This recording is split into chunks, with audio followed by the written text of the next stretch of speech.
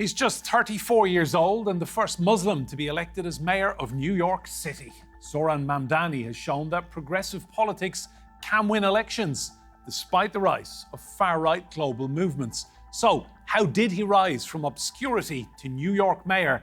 And how is his win influencing left-wing parties across Europe?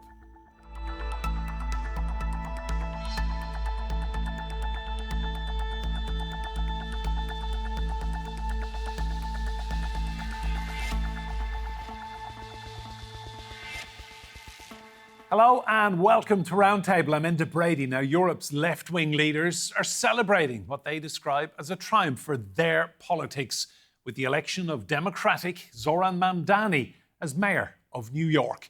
Using viral videos, he promised rent control, government-run grocery stores and free bus transportation in the most populous city in the US. All this under a right-wing Trump presidency. The name is Mamdani, M-A-M-D-A-N-I. The name is Mamdani, M-A-M-D. Across social media, TikToks declaring "My name is Mamdani" have gone viral, celebrating the landslide victory of New York's new mayor and rising star of the global left, Zohran Mamdani. The 34-year-old Democratic Socialist rose from near total obscurity to the national spotlight. Mamdani's youth, fresh perspective and radical proposals excited voters eager for change. Together, we will usher in a generation of change. And if we embrace this brave new course, rather than fleeing from it, we can respond to oligarchy and authoritarianism. He is seen as the antidote to Republican US President Donald Trump, who has been scathing about the new mayor. In New York, where their party installed a communist as the mayor of the largest city in the nation. I hope it works out for New York. I love New York. I love New York. With Trumpism and far-right politics surging in the West, Mamdani's left-wing rise in New York has given the European left hope, with many congratulating the mayor on his success. They've chosen, in a bitterly contested election, hope over fear, unity over division, and I'm already experiencing the ripples of hope and happiness coming from his victory. Other European left parties see political lessons from the New York mayor's win. It's a lesson that gives a lot of hope. It is through citizen mobilisation and a radical programme that we can defeat the far right. Mamdani has proposed bold, uncharted policies such as freezing rents, free buses and funding social services over policing. Born in Kampala, Uganda, and raised in Queens, Mamdani blends faith, activism and policy, showing Europe's left that bold ideas and grassroots power can still win. Well, let's get straight into it. Joining us from New York City is Audrey Kemp. Audrey is a reporter at Adweek. In Newcastle, in the northeast of England, we have Daniel Hutton-Ferris. He's a lecturer in political theory and philosophy.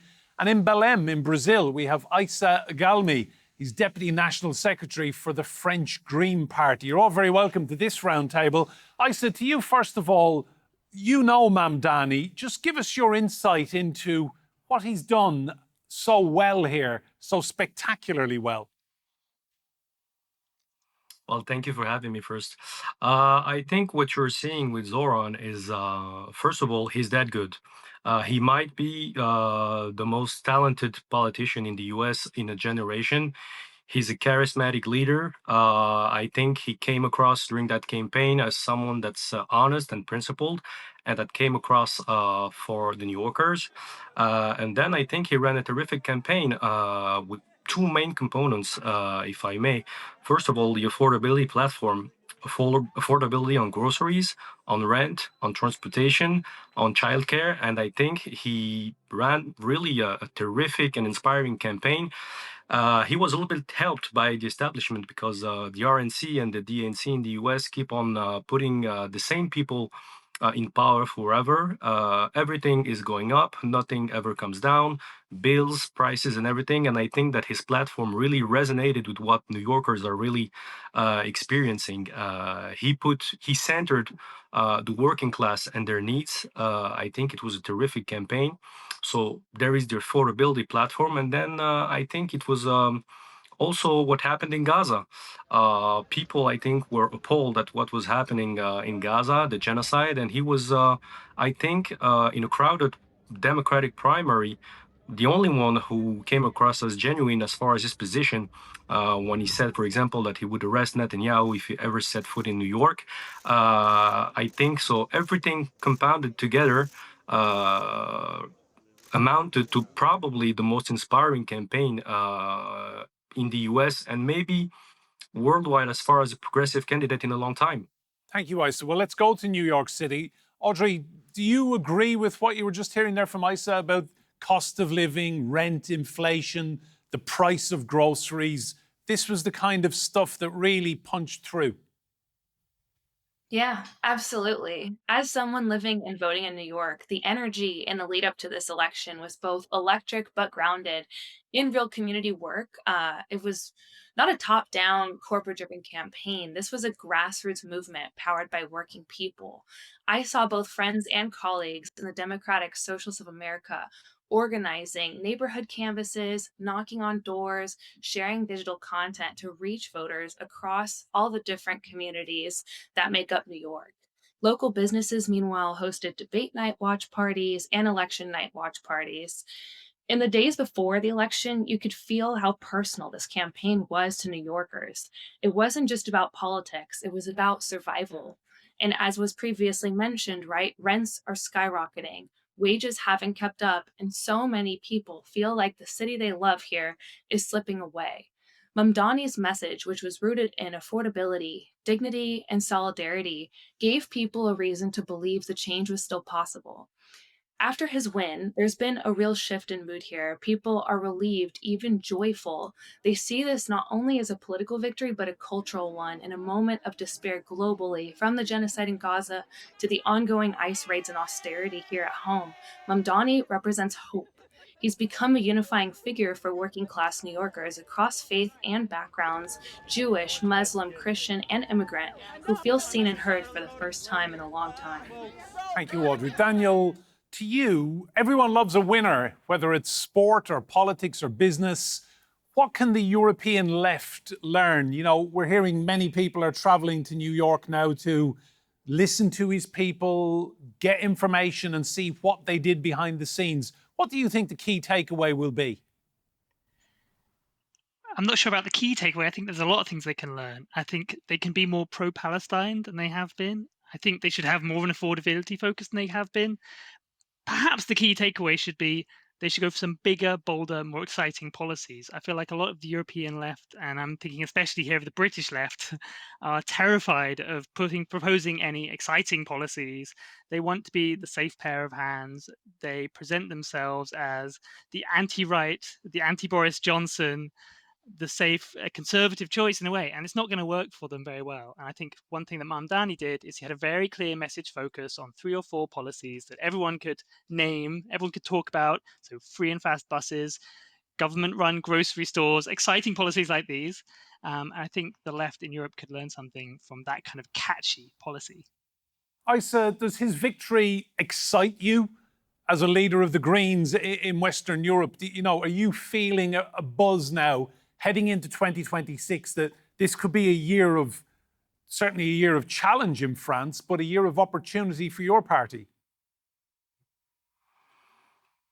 I think everybody is excited by the campaign that Zohran just ran. As you just said, we have the municipal election in France in 2026 in less than 6 months. I think there is some takeaways to what Zohran did. First of all, if you center your message to the needs of the working class, well, surprise, they respond really well to an agenda that centers around their priorities. Meaning, we have to make it easier for them, for regular people, for working people, just to live.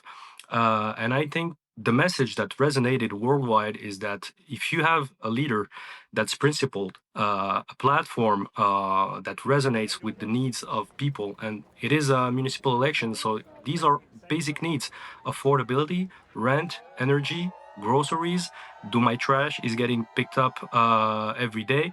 These are just the daily priorities of people. And then I think that the message that Zohran sent is that pretty much people, is he going to do everything that he said? No. But the message he sent that he's someone that's going to try for the regular people. And I think that people were longing for a hope, and he gave them hope, and he gave them a real platform that resonated. I think that's the main takeaway. If we want to be back in power in France or anywhere else, I'm hearing the UK too, we have to have the left and green parties that speak to people and not to just themselves, and to have a pretty much don't be a spineless politician. I'm appalled at what's happening in the US because not even 1 week removed from one of their major victory, the Democratic Party, what is happening with the shutdown is really shocking. They're squandering pretty much all the capital that Zohran and other Democratic candidates won in just a week ago. And that's really what people don't want to see anymore. Thank you, Aissa. Audrey, to you, talk to me about this creative agency that Mamdani and his people used. You've interviewed them. Give us your observations on what was going on behind the scenes. Yeah, absolutely. So, as a journalist for Adweek, I interviewed the creative team behind his digital campaign. They're a small Brooklyn based collective called Melted Solids, founded by DSA members Debbie Saslaw and Anthony DiMieri. Both of these figures have backgrounds in advertising and grassroots activism, and they approached this campaign like the latter, a movement, not a marketing brief. Their work was revolutionary in its simplicity and scrappiness. Instead of glossy, polished ads, they created intimate, humorous, emotionally resonant videos, short clips that went viral on social because they felt very real.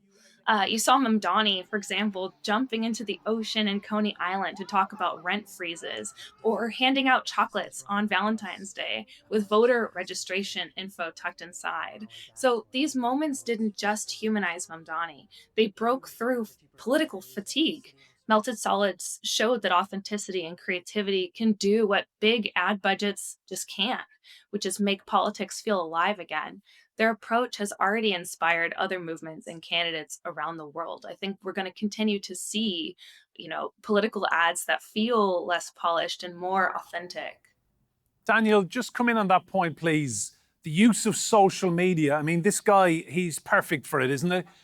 He's an attractive looking guy. He's 34 years of age. He's got a real authenticity about him. He's just made for memes. Yeah, I think that's right. I think the team is good. I think the videos all have a great filter on. They look very kind of washed out, so they're cool. I think what's also kind of interesting is he riffs on other genres in social media. So he's there on the street, interviewing people and listening to them at length, and that's a kind of conventional genre of the kind of vertical video format. So he's really good at it. He knows the medium really well. He's a digital native, makes a big difference. He owns this kind of medium in the same way that Trump owned Twitter back in 2016. So I think it's really big. I think that aspect of listening is really important as well. On a lot of those videos, he's kind of running around New York almost, or walking through the length of Manhattan, and he's listening to everyone he meets.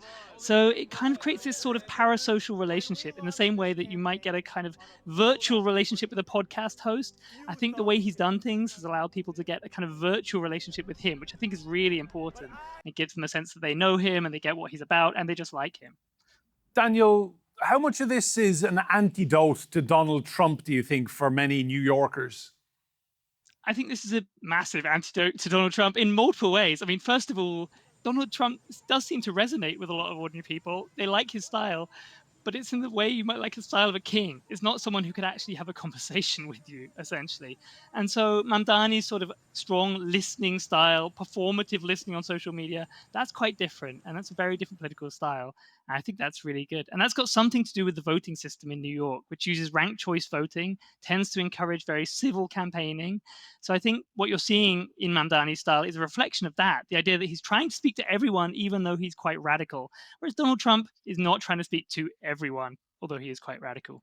Coming on that, Issa, what's your impression of how Trump could have played into this inadvertently? I mean, you're looking at a young, handsome, intelligent guy who's erudite, very popular, and Trump clearly can't stand him. I think this election proved, if anything, that Trump is out of touch. What could he have done? Pretty much, the Republicans didn't have any candidates. Kershey Sliwa was wiped off the floor in the last election, so he relied on Cuomo, whom he hated.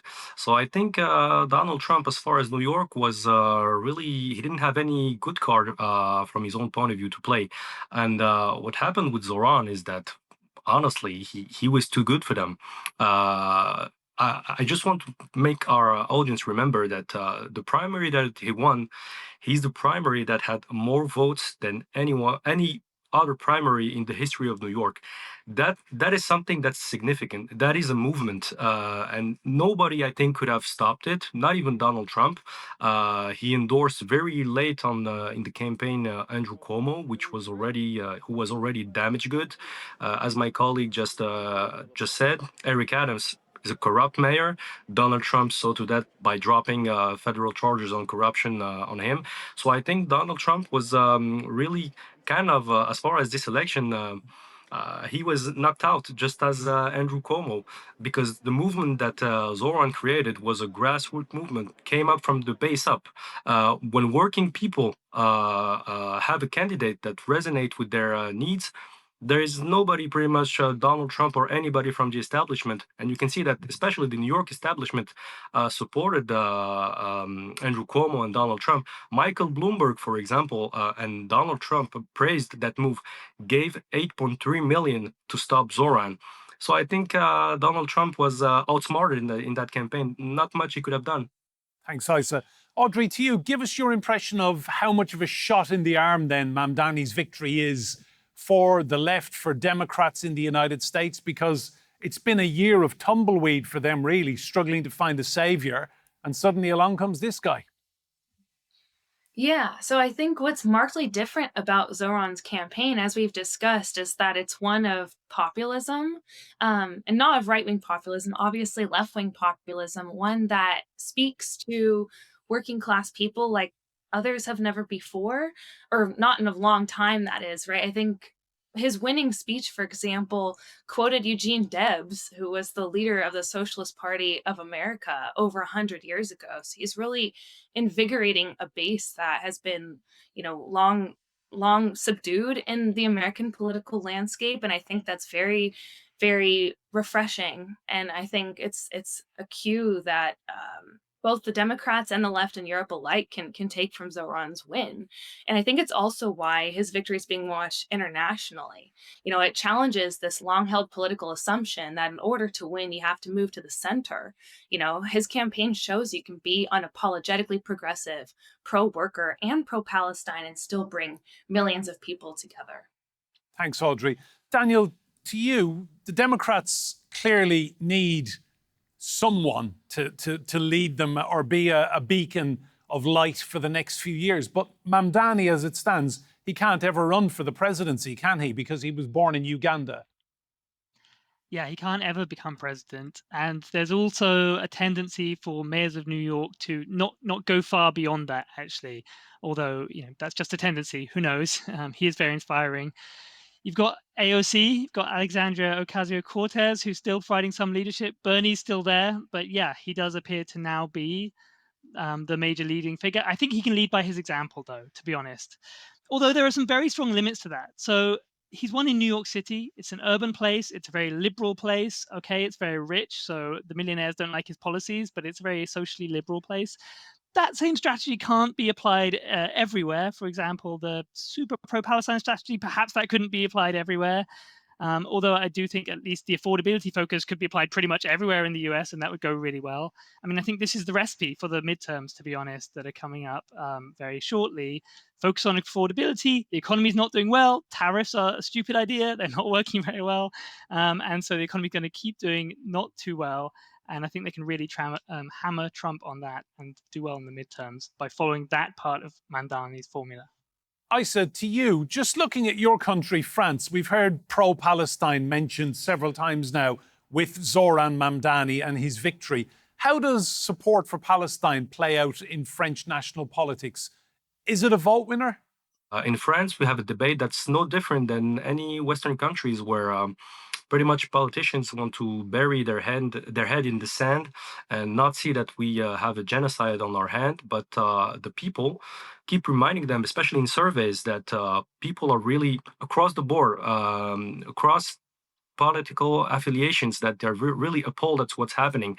And Gaza, I think, in the years to come, will serve as a litmus test as to a politician or a leader that fights on and fight for the right of people, and especially the rights of the Palestinian people, are kind of a vehicle as to he's going to defend the cause, the domestic causes too. If he can stand up to the establishment on Palestine, he can stand up to anything. And I think that we're seeing this on the left come back a little bit, but we have some work to do, because we are campaigning against a worldwide conservative movement that's supporting the genocide in Gaza. That's not gonna allow a campaign like Zohran to go on in other countries. And we've seen some blowback, especially about the boycott of Israel in France. That's kind of worrying, but we're prepared for that fight. Thank you, Aissa. Audrey, I want to look at implementation now. So Mamdani has won. He will be New York City's new mayor, but he has to deliver, doesn't he? I mean, all this talk about freezing rent and making life better for the working man and woman, he now needs to deliver on what he's said. Yeah, one can only hope that he delivers on his promises. Of course, he has to go through the state. He has to go through so many different layers of bureaucracy in order to deliver on those movements. But in the same way that the campaign itself was grassroots and workers-led, I've spoken to some members of the DSA, and they all plan to hold him accountable every step of the way. Daniel, I'm just reminded of a left-wing leader in your country, Keir Starmer, huge landslide victory not 16 months ago. And I'm struggling to think of anything he's implemented. Yeah, Keir Starmer is extraordinarily unpopular and extraordinarily uninspiring. I imagine he would say that he's done small incremental things, so increasing investment very slowly in certain sectors, and these kind of policies are better than the conservative policies that were there before, but they take a long time to bear any fruit. I suppose that's what he would say. But yeah, I think Keir Starmer probably has a lot to learn here. They are almost political opposites in some ways. Keir Starmer's incredibly risk-averse sort of politician, scared to do anything, scared to say anything about Palestine, scared to say anything bold about the economy. Zohran Mamdani shows that it's cuts through much better, and it makes a lot more sense when you just take a principled stance on issues like Palestine and on affordability. I think Keir Starmer should do what Mamdani is doing. He needs to announce kind of 3 big, catchy policies, big things that sound like he might not be able to do them, like free and fast buses, like free childcare, like freezing rents. And he needs to put them, make sure everyone knows about them, and do them as well. And he could also make his policy a bit more radical. As you say, yeah, it's not looking very exciting so far. There's not much for the British left to be very excited about. And thanks, Daniel. Green Party.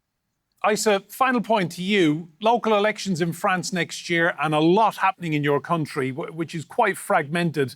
Give us your policies then. What has Mamdani inspired you to offer the French public in 2026?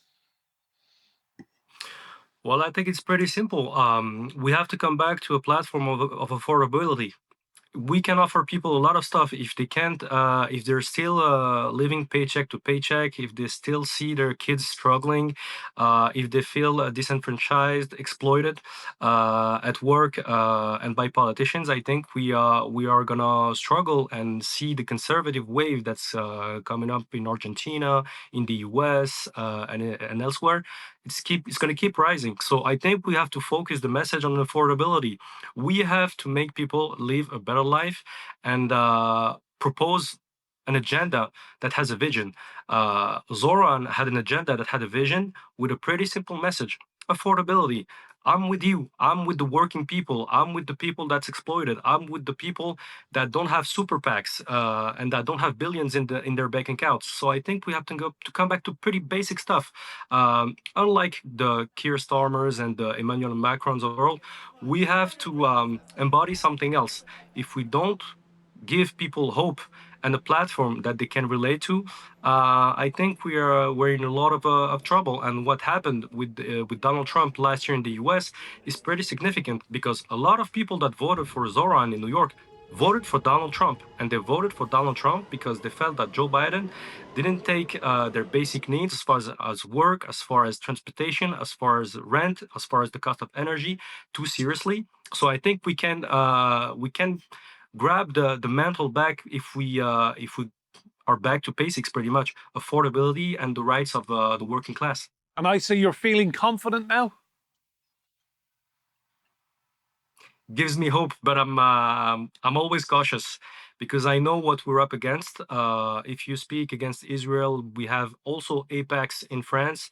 If you speak about rent control, we have billionaire class that's gonna come after you. So I think we have to be honest, principled, and I think we ought to really be fearless about our agenda, because people don't want us to be just a little bit better than Emmanuel Macron, just a little bit better than what Donald Trump proposes. We have to operate a true shift and be clearly seen as an opposition and as a counter model, pretty much. So I'm hopeful but cautious. Aissa, we wish you the very best of luck for 2026. Daniel, thanks to you and to Audrey Kemp in New York City as well. Fascinating insight there into the world of Zohran Mamdani. And remember, you can see more discussion and debate on our YouTube channel. Just search for Roundtable TRT World. But for now, from me, Enda Brady, and all the team here, goodbye and thank you for watching.